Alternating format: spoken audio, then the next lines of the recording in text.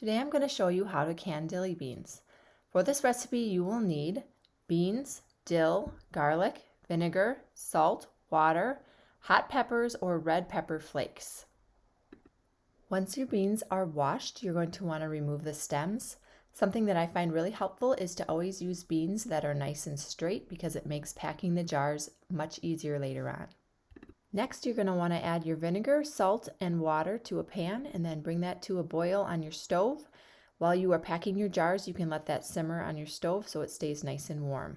Now it is time to pack my jars. For each quart jar, I'm going to cut off 2 heads of dill into my jars. This allows me to save space so I can pack more beans into my jars.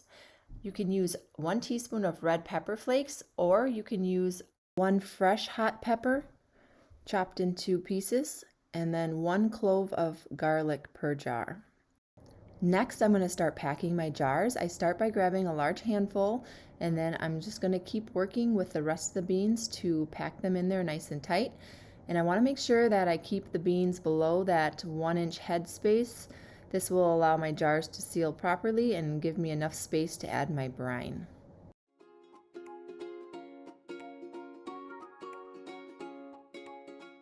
My jars are all packed and now it is time to add the brine. I'm going to take the hot brine from off the stove and I'm going to pour it into each of the jars, leaving 1 inch of head space.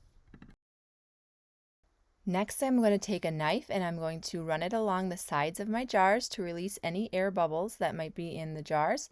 This will help make sure I get a good seal. Then I'm going to take a clean rag and I'm going to wipe down the rims of my jars as well. This also helps make sure that your jars will seal properly. Next, you're going to place your lids on the top of your jars. I'm using the Tatler reusable lids, but if you're using the one-time use lids, the steps are the same. And then you're going to want to gently screw your bands onto your jars. And then you're going to place your jars into a hot water bath canner. You want to make sure that your water is at least 1 inch above the tops of your jar. Go ahead and put the cover on and start your canner. Once the canner is boiling, you want to start your timer for 10 minutes and you want to keep it at a gentle boil for 10 minutes. After the 10 minutes is up, go ahead and turn your stove off.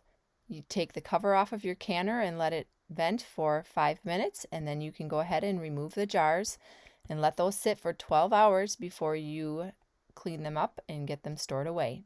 I hope you enjoyed watching this video. If you found it helpful, please like and subscribe. Thanks so much.